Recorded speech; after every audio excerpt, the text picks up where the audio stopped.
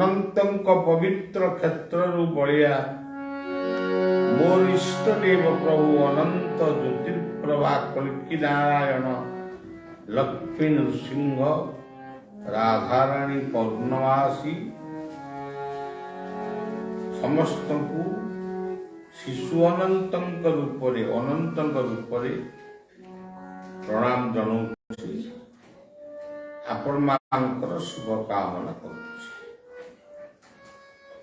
ये जो गीत भी बोला हला ये होची प्राची तीर्थर तटरे नयाहाट नामक स्थान नयाहाट पाखरे रही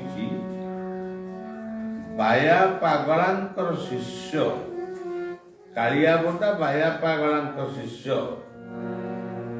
मधुदास आश्रम जीवन में से बहुत सुंदर सुंदर संगीत लिखी गतकाली वैकुंठकर संगीत शुणी मुझे प्रचार करूनी मु जनइबा चाहूँगी ओडिशा माटी रे केते महापुरुष माने केते सुंदर सुंदर भजन लिखी जाए ठाकुर अभिराम तो माने बहुत सुंदर गीत लिखी तत्व सम्मिलित संगीत से पंचसखांकर संगीत केवल अतिबड़ी जगन्नाथ दास भागवत सेटा घरे घरे प्रचार किंतु बलराम दास दांडी रामायण प्रचार नहीं केवल माणबसा लक्ष्मी पूजा से घरे घरे पूजा हो पढ़ा हो शिशु अनंतर कोटी काँ भाँ टे शुणा मिलूँ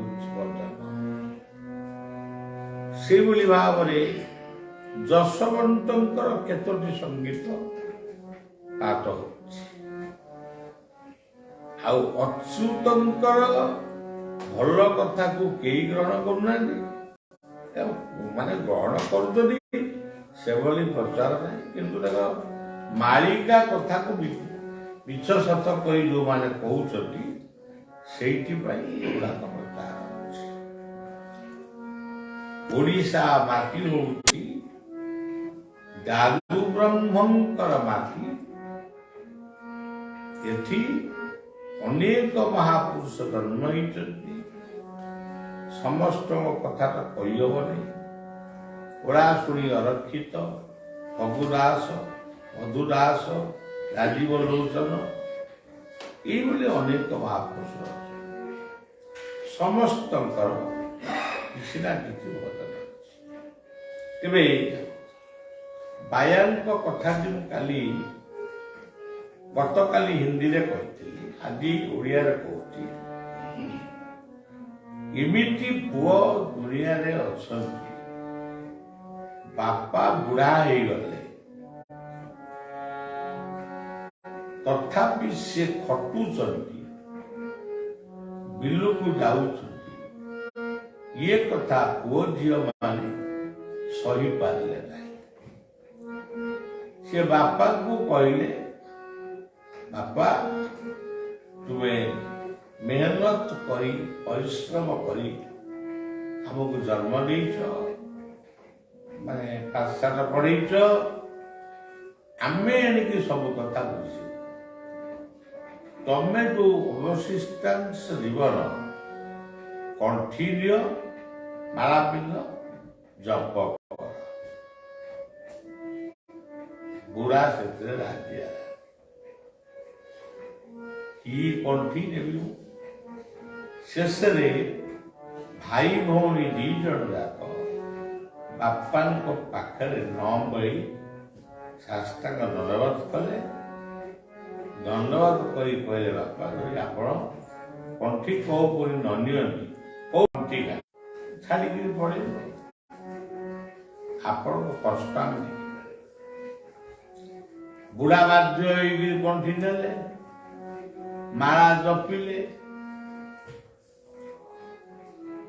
ମାଳାରେ ଯାହା ଗୁରୁ ମନ୍ତ୍ର ଦେଇଥିଲେ ସେଟାକୁ ଭଜିଲେ। ଆଉ ଚତୁର୍ମାସିଆ ସମୟ ବୁଢ଼ାର 4ଟି ଫଳ ବେଉଷଣ ହବ ଧାନ ଜମି। ଯେତେବେଳେ ହଳ ବୁଲିବା ପାଇଁ ସମସ୍ତେ ଗଲେ, ଅଳୁଆ ମାନେ ଗଲେ, ବୁଢ଼ା ଆଉ ଥୟ ହେଇପାରିଲାନି। ଇଏ କଣ ଠକାଠକି କରିବେ, ଇଏ ପିଲା ତ କିଛି ଜାଣିନାହାନ୍ତି। ତେଣୁ ତାଙ୍କରି ସାଙ୍ଗରେ ସେ ଗଲା।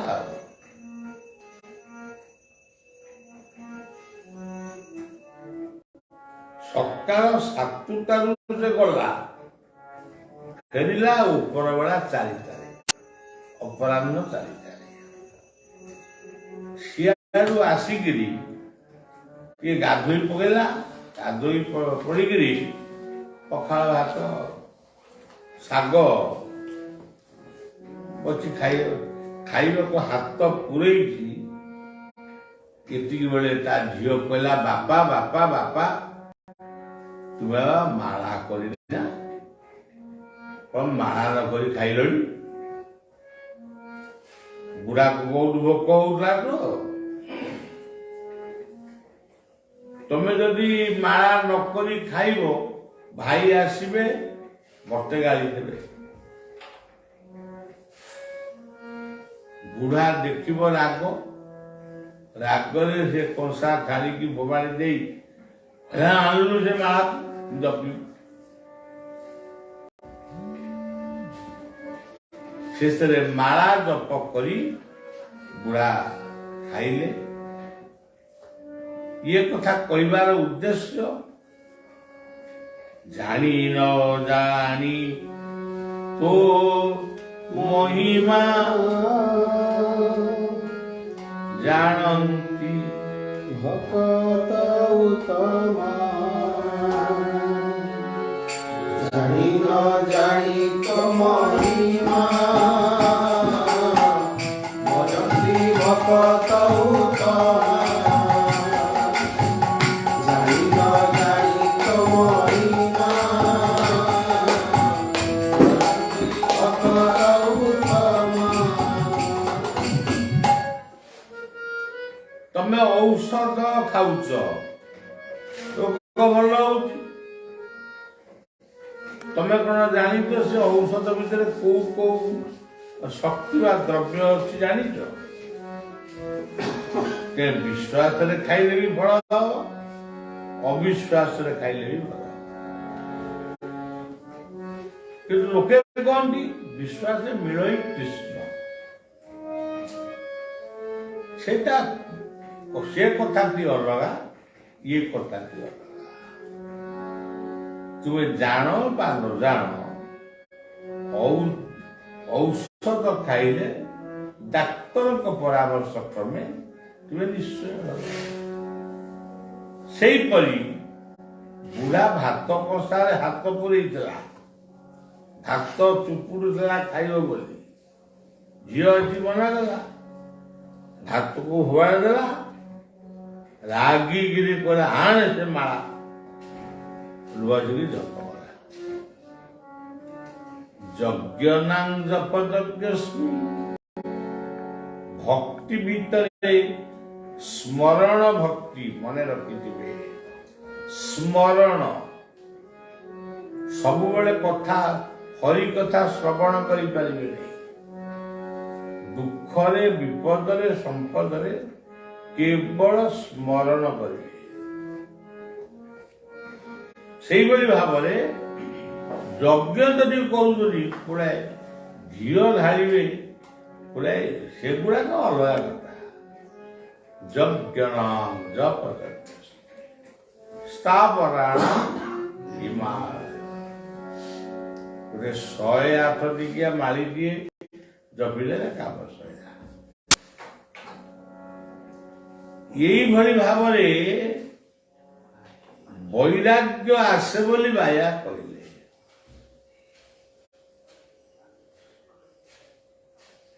ଖଣ୍ଡିଏ 7 ହାତ ଲୁଗା,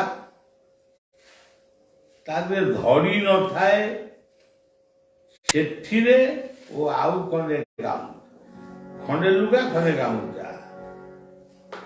ବାୟା କହିଲେ, ଶୁଣନ୍ତୁ ମହାପୁରୁଷ କଥାଟା ଟିକେ ଶୁଣନ୍ତୁ।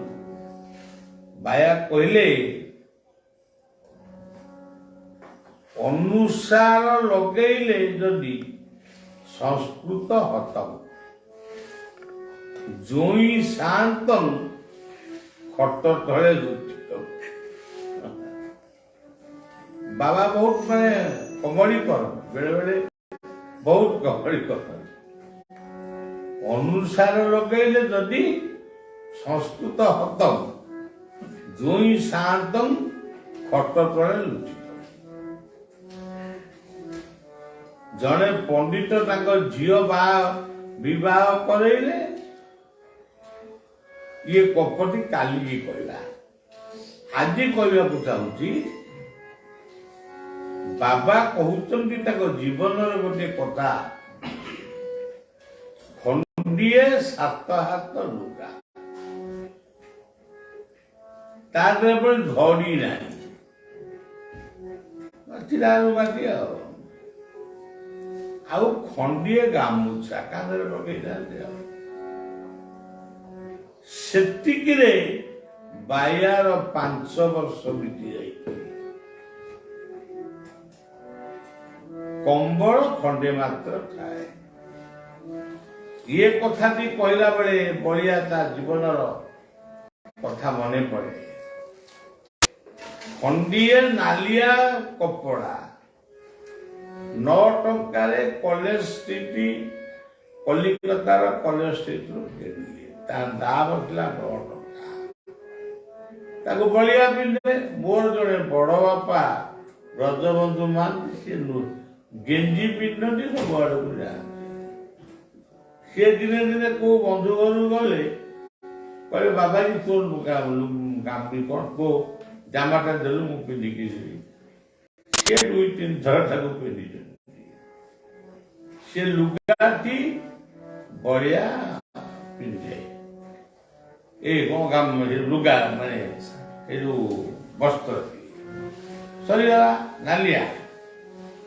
ତାପରେ ଏଭଳି ଗୋଟେ ସମୟ ଆସିଲା, ଗୋଟିଏ କମଳରେ ବଳିଆ 5-7 ବର୍ଷ ଏଇ ଜାଗାରେ, ଏଇ ଅନନ୍ତ କ୍ଷେତ୍ରରେ ଶୋଇଛି।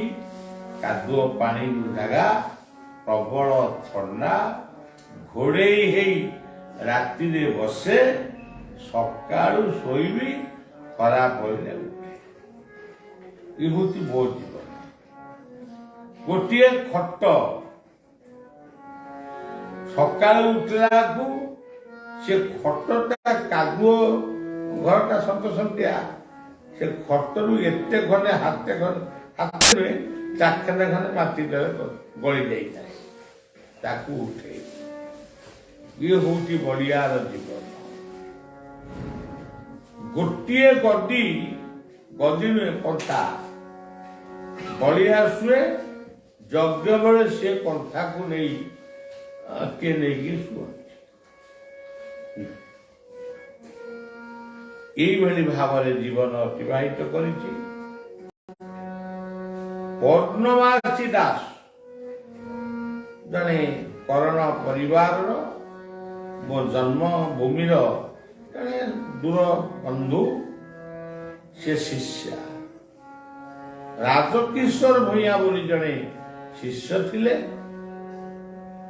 ସେ ଗରିବ ହେଲେ ବି ସମର୍ପିତ ମଣିଷ।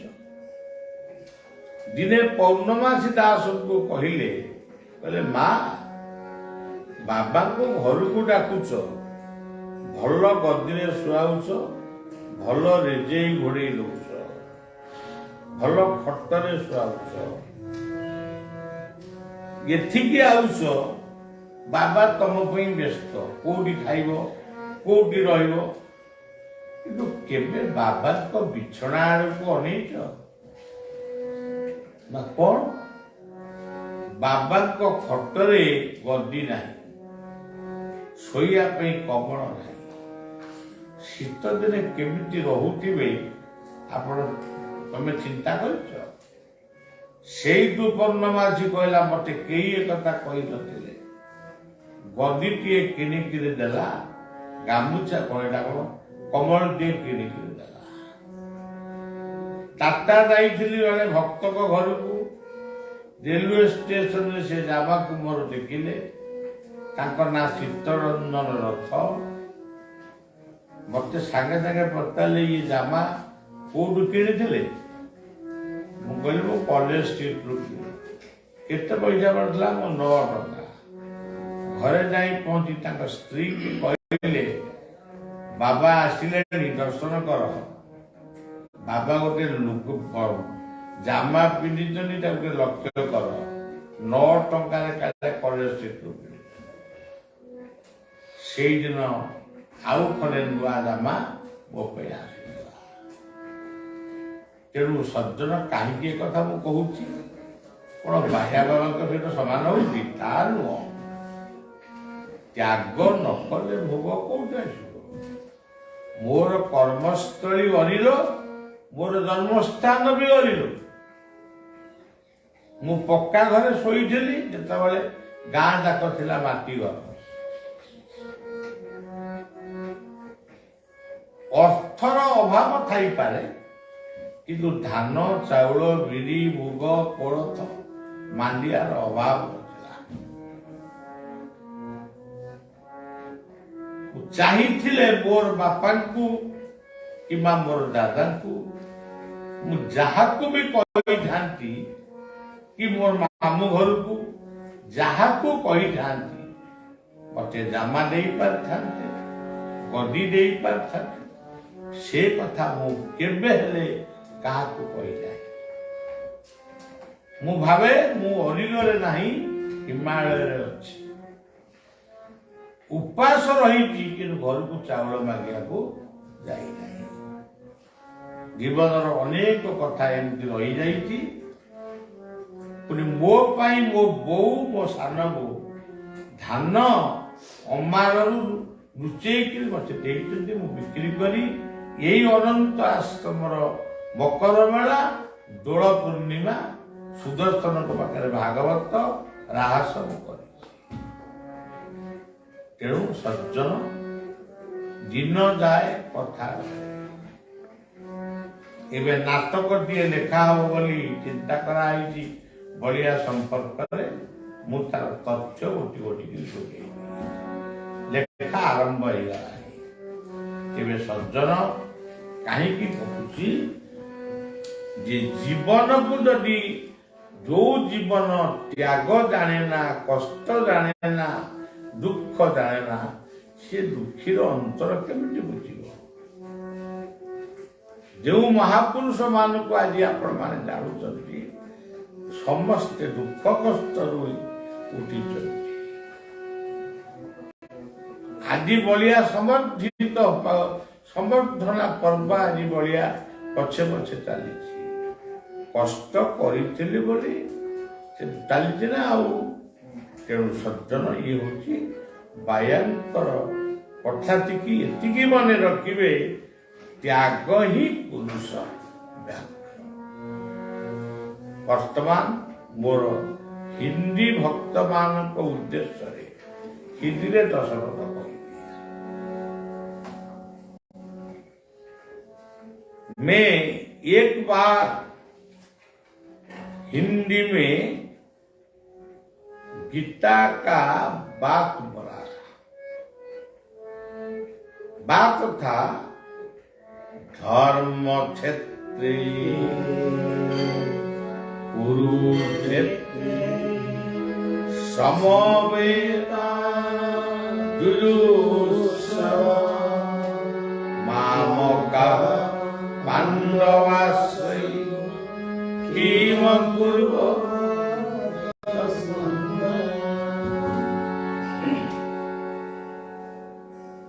एक बार बोला था धर्म क्षेत्र किसको बोलता है? धर्म क्षेत्र क्या है? आप देखिए सूरज देवता को हम बोलता है सनातनी धर्म, हिंदू बोलता है धर्म देवता। तो धर्म क्षेत्र कौन है? सूरज जहां पर है वो धर्म क्षेत्र है। सूरज और चंद्रमा भारत में है, अमेरिका में है, जापान में, धर्म क्षेत्र। कुरुक्षेत्र कौन है? धरित्री माता। कौन सा स्थान में? खेती में कृषक काम क्या है? कौन सा स्थान में? शिक्षक विद्यादान क्या है? कौन स्थान में? डॉक्टर मेडिकल में ट्रीटमेंट क्या है? कौन स्थान में? सैनिक देश के लिए माने जगता है। ये सब ही कुरुक्षेत्र, पूरी विश्व ही कुरुक्षेत्र, पूरी सूरज ही वास्तव धर्म। मैं बोलता हूं हिंदू, कौन बोलता है इस्लाम, कौन बोलता है क्रिश्चियन, कौन बोलता है, लेकिन सूरज, चंद्रमा, पृथ्वी, धरित्री, ये सबको छोड़कर धर्म नहीं बना सकता। धर्म ही हमारा लिए मेडिसिन, हमारा लिए भोजन, हमारा लिए कर्म, सब कुछ धर्म क्षेत्र। आप बोलेंगे कौन बड़ा है? कृषि क्षेत्र में कृषक का, कृषि क्षेत्र में कृषक भी बड़ा है। विद्या क्षेत्र में शिक्षक, विद्यादाता ही बड़ा है। सीमांत में सैनिक बड़ा है। मेडिकल में डॉक्टर भी बड़ा है। महालक्ष्मी कौन है? कृषक। महासरस्वती शिक्षक। महाकाली डॉक्टर। महादुर्गा सैनिक।